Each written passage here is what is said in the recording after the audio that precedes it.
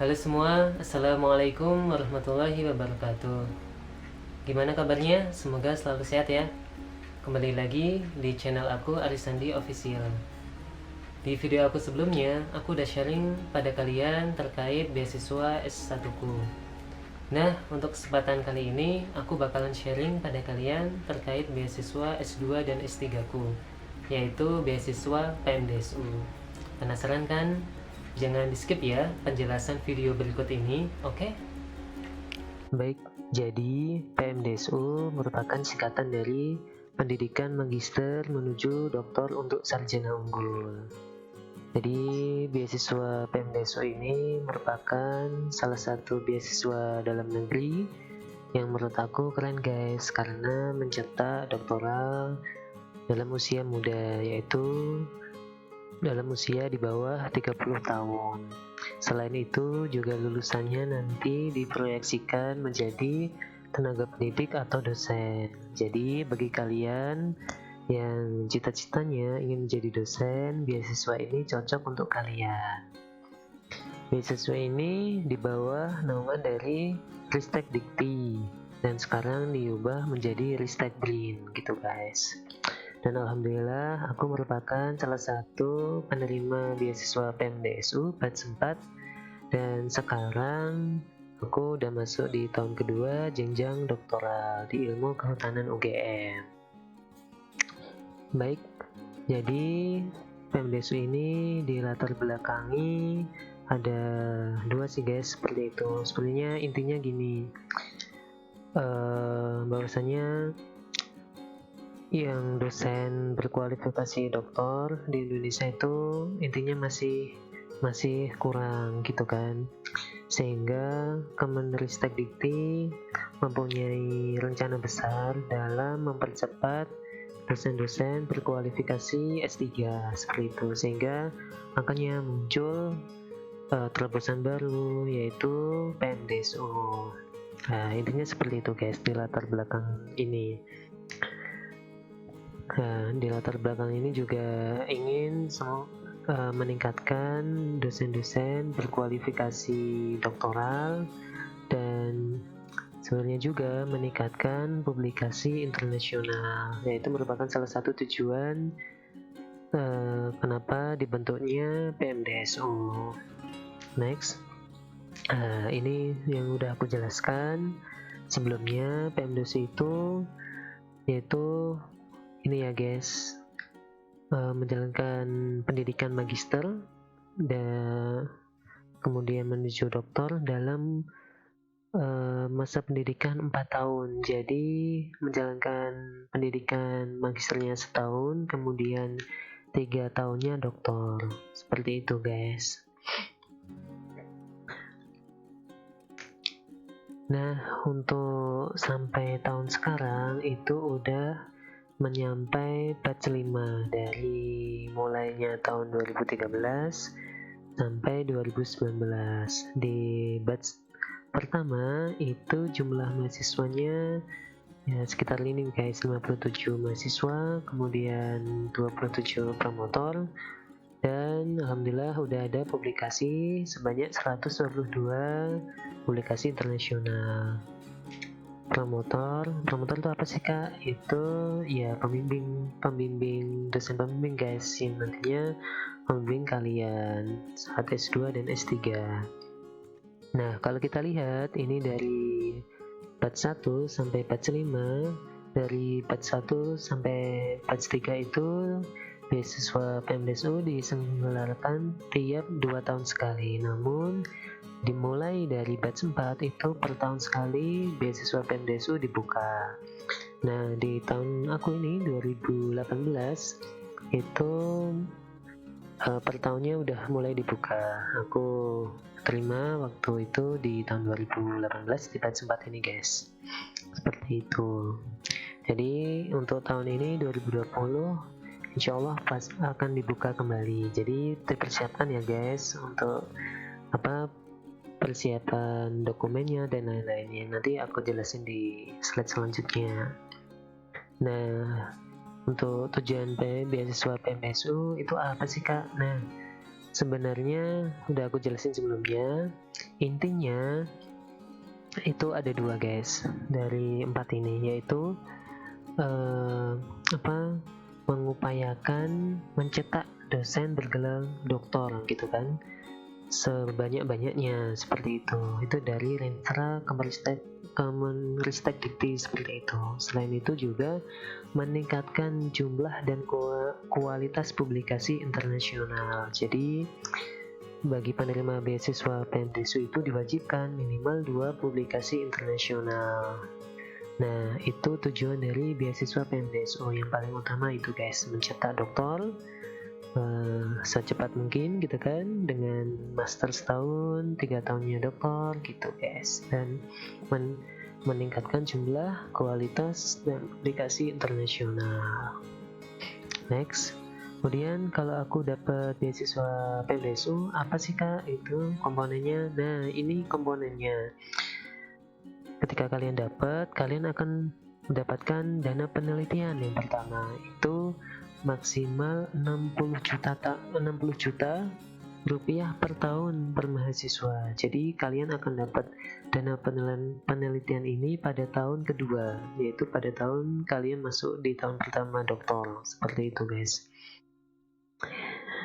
Nah ini jadi selama 3 tahun, sehingga maksimal kalian akan dapat 180 juta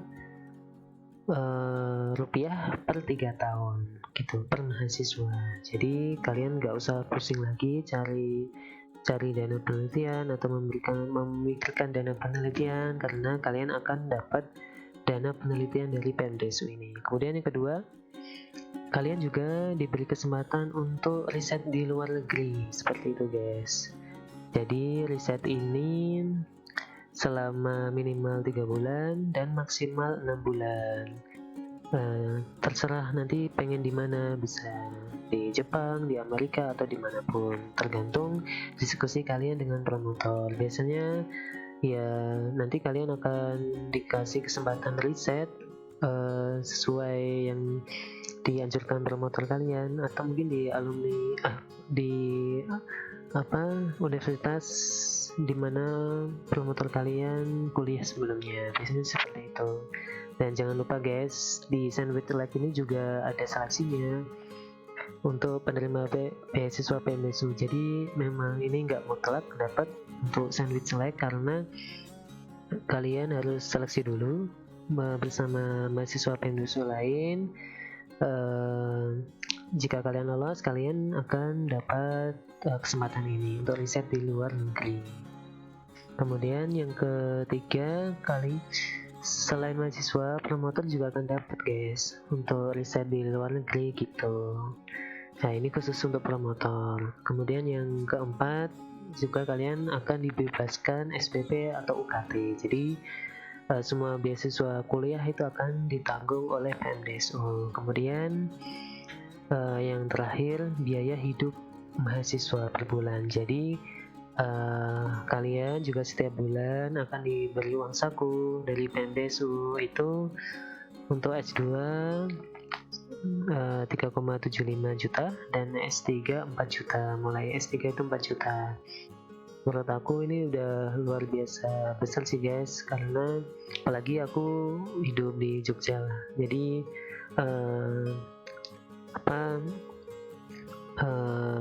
lebih dari cukup seperti itu guys. Apalagi kan kalau Jogja kan murah gitu ya, ini biaya hidupnya seperti itu. Jadi ini komponen beasiswa yang akan kalian dapatkan ketika kalian dapat beasiswa PMDSU. Kalian hanya fokus untuk riset, publikasi, dan lulus doktor tepat waktu. Berapa lama kak? 4 tahun gitu ya. Oke, next. Nah, sekarang di dokumen PMDSU ini ada 7 dokumen yang kalian harus penuhi. Yang pertama, fotokopi ijazah dan transkrip nilai S1 ya. Ini dilegalisir. Kemudian yang kedua, untuk yang program spesialis juga sama. Dan yang ketiga ada KTP. Kemudian yang keempat ada surat keterangan sehat, jasmani dan bebas narkoba. Ini nggak hanya jasmani, ini juga rohani juga ada ya guys. Nanti kalian ke RSUP atau RSUD di dekat tempat kalian bisa tes di sana. Kemudian juga ada surat pernyataan tidak sedang menerima beasiswa lain. Kemudian ada surat rekomendasi dari dosen pembimbing S1 dan surat pernyataan bermaterai terkait siap melaksanakan seluruh kegiatan pendidikan sampai gelar doktor. Nah, ini semuanya harus kalian persiapkan saat pendaftaran online nanti. Jangan lupa ya guys, ini dipersiapkan, ini juga penting. Next.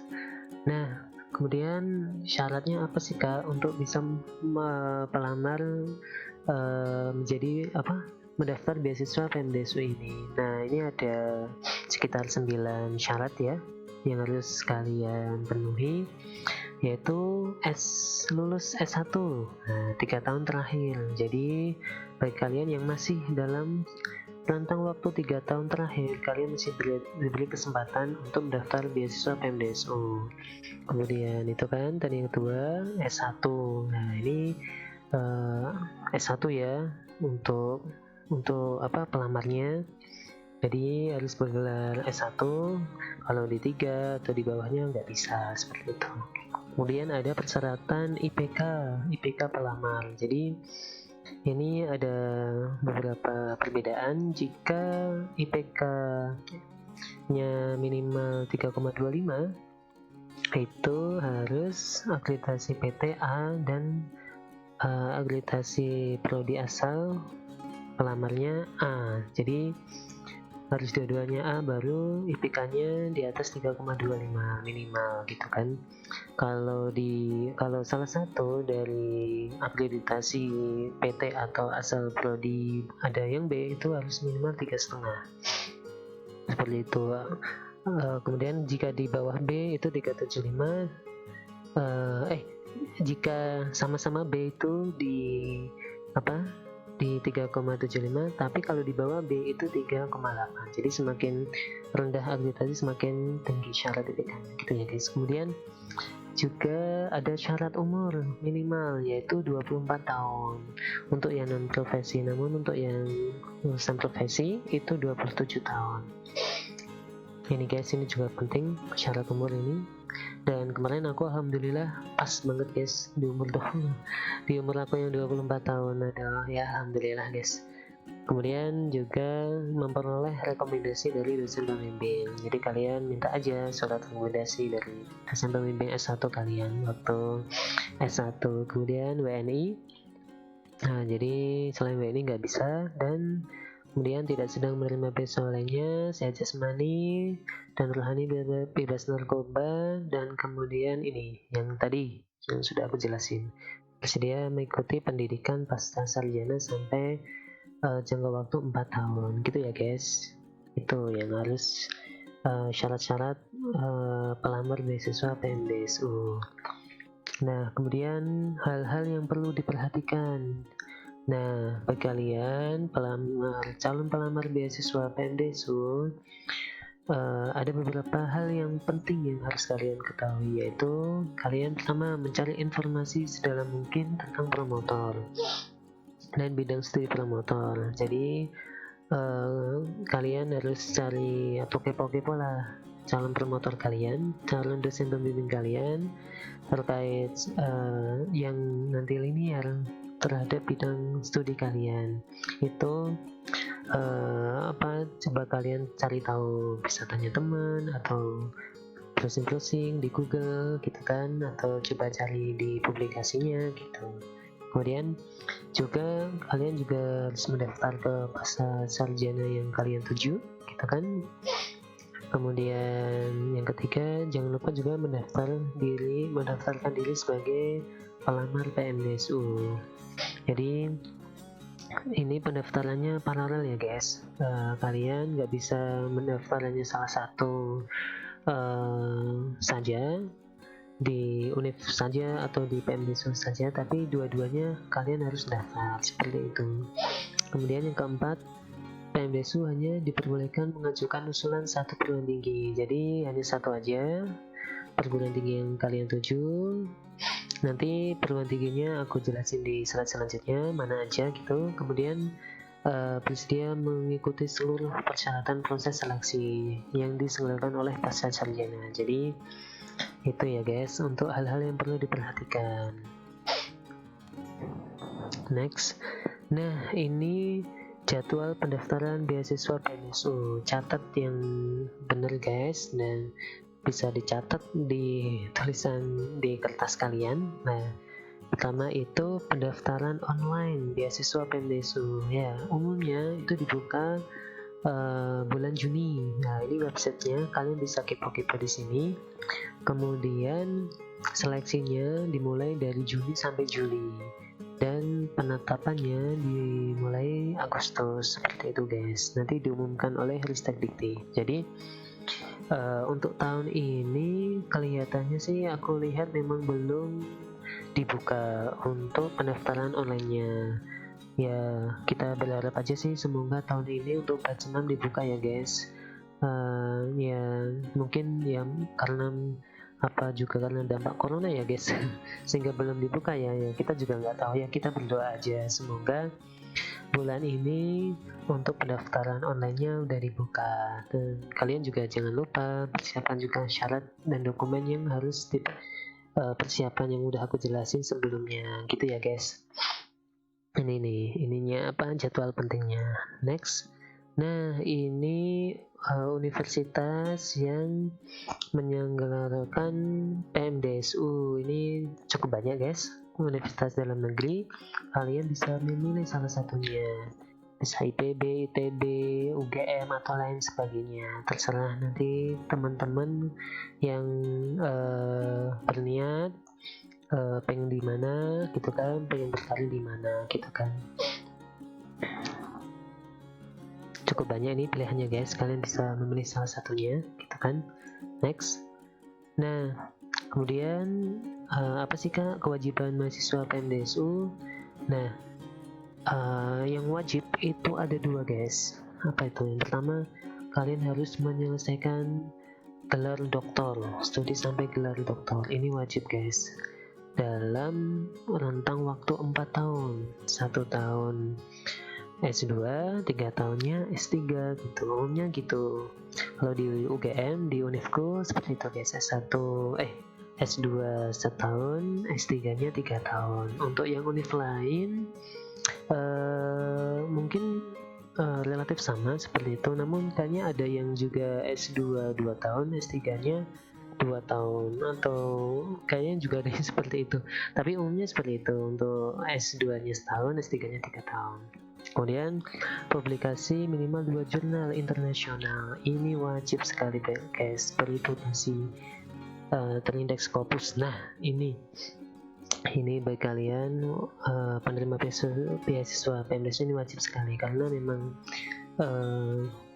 tujuan PMDSU ini kan selain meningkatkan jumlah dosen berkualifikasi S3, juga meningkatkan publikasi internasional berreputasi seperti yang terindeks Scopus seperti itu. Nah ini ya guys, kalian harus fokus di sini. Karena apa? Karena semua biaya pendidikan, dana penelitian itu kan sudah disiapkan sama PMDSU. Makanya kita juga ya bertanggung jawab juga guys, amanah juga. Apa amanahnya kak? Ya harus menyelesaikan dengan baik sampai gelar doktor seperti itu, lulus tepat waktu gitu kan, 4 tahun dan minimal 2 publikasi internasional. Kalau lebih gimana kak? Yo lebih bagus gitu kan, gitu. Next, ini tips penting untuk dapat beasiswa PMDSU. Nah ini yang juga ingin aku sampaikan pada kalian. Yang pertama, pastikan calon promotor yang dituju sudah kenal dengan baik, atau jika belum kenal, cobalah untuk berkenal lebih dalam. Nah ini promotor ini menurut aku ya, ini kunci utama kalian diterima beasiswa PMDSU, sehingga kalian harus benar-benar tahu promotor kalian itu seperti apa gitu guys, bidang risetnya, kemudian sifatnya seperti apa, kalian harus tahu. Nah, apalagi jika calon promotor kalian itu dosen pembimbing kalian S1 sebelumnya gitu misalnya. Nah, itu malah peluangnya lebih besar. Atau dosen yang sudah kenal kamu, atau kamu udah kenal beliau di univ kamu sebelumnya gitu kan. Kalian sudah saling kenal dengan baik. Nah, itu peluangnya lebih besar kalian dapat beasiswa PMDSU. Makanya jika kalian daftar, pastikan kalian harus benar-benar kenal baik dengan calon promotor kalian. Kemudian yang kedua, pastikan linear bidang studinya dengan calon promotor. Jangan gini guys, jangan kalian pengen promotor ini tapi bidang studinya nggak cocok sama kalian. Aku saranin jangan, karena nanti ya kasihan kamu juga, kasihan promotor juga, karena bidang studinya kan beda, sehingga kalian harus butuh ekstra kelas belajar dari nol lagi gitu kan, nggak dari sebelumnya gitu kan yang kalian kuasai gitu guys. Kemudian yang ketiga tipsnya, tambahkan dokumen pendukung lainnya seperti publikasi jurnal atau sejenisnya, kemudian pengalaman seminar dan work experience yang lain. Dan juga kalian kalau udah siap juga ini proposal penelitian juga guys, untuk meyakinkan promotor kalian, calon promotor kalian gitu.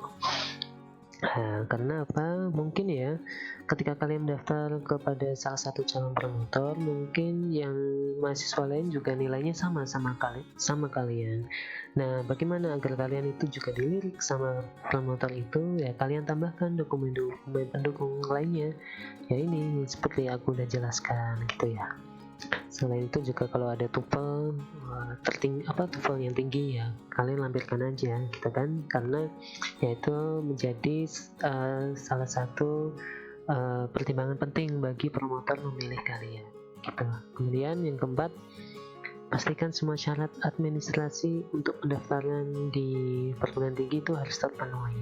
Nah, umumnya syaratnya itu ya ada dua nih guys, itu TOEFL dan TPA. Nah, kalian tuh harus juga dipastikan juga TOEFL dan TPA-nya itu lulus guys, untuk daftar di salah satu perguruan tinggi yang kalian tuju. Karena karena yaitu dua-duanya kalian harus daftar PMDSU juga daftar perguruan tinggi gitu, nggak bisa salah satunya gitu ya guys, harus diperhatikan. Yang terakhir, jangan lupa berdoa. Nah, ini juga sangat penting guys, karena berdoa itu ya ibaratnya inilah melancarkan semua ikhtiar kita gitu kan, karena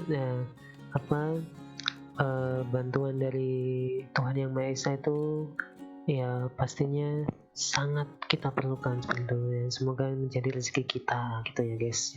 Yang terakhir itu jangan lupa berdoa, karena ketika kita nggak berdoa, nah ya ikhtiarnya pasti kurang gitu kan ya, gitu ya guys.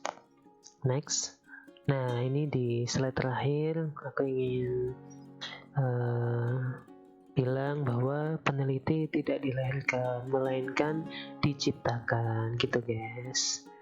Nah, itu paparan singkat dari presentasi aku. Nah, demikian paparan singkat dari beasiswa PMDSU yang aku ambil dari buku panduan PMDSU batch 5 tahun 2019. Untuk tahun ini sebenarnya mungkin gak akan jauh beda terkait syarat dan dokumen yang diperlukan. Oleh karena itu, bagi kalian yang berkeinginan untuk mendaftar beasiswa PMDSU, kalian bisa nih dipersiapkan untuk syarat dan dokumen yang diperlukan gitu ya guys. Nah, sekedar sharing juga pengalaman pada kalian. Sebenarnya waktu selesai S1 dulu aku punya dua planning nih guys. Yang pertama, aku juga ingin segera mendaftar kuliah S2 dengan beasiswa guys. Ya aku batasin nih untuk planning itu. Untuk pendaftaran beasiswa itu aku batasin planningnya sekitar 1 tahun. Jadi gini, selama 1 tahun aku harus mendapatkan beasiswa. Namun ketika dalam 1 tahun aku belum dapat beasiswa, aku akan langsung daftar kerja gitu guys. di luar Jogja lah, intinya seperti itu. Nah, sambil menunggu beasiswa, alhamdulillah aku sambil menjadi asisten dosen guys di lab dimana waktu dulu aku riset di sana. Nah, selama jadi asisten dosen, aku juga sudah beberapa kali melamar beasiswa gitu kan.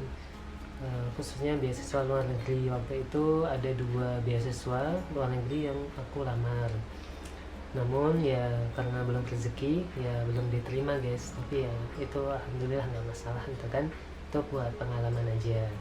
Tapi aku tetap semangat dan kurang lebih selama 10 bulan kalau nggak salah, selama 10 bulan aku menjadi asisten dosen di lab. Alhamdulillah aku mendaftar beasiswa PMDSU waktu itu tahun 2018,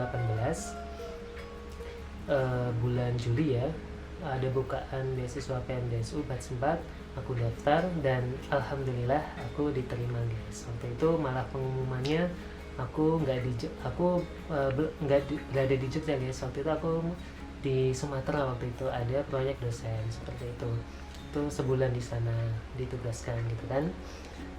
Yaitu waktu siang-siang gitu kan, siang-siang habis istirahat gitu di SMS sama dosen aku gitu. Aku di SMS tiba-tiba buka gitu kan, terus selamat Mas Rizky diterima beasiswa PMDSU. Wah, itu udah alhamdulillah banget itu guys. Aku langsung sujud syukur pada Allah Subhanahu wa taala pastinya, karena apa yang aku cita-citakan untuk bisa kuliah dengan beasiswa lagi, apalagi ini kan beasiswa S2 sampai S3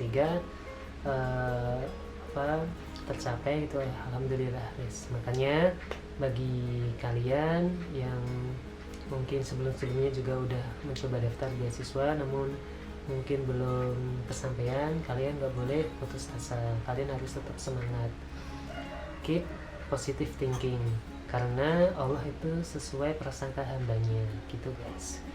Nah, demikian video aku kali ini, semoga bermanfaat pada kalian, dan jangan lupa tonton terus video-video Arisandi Official berikutnya dan tetap semangat ya. Oke, assalamualaikum warahmatullahi wabarakatuh.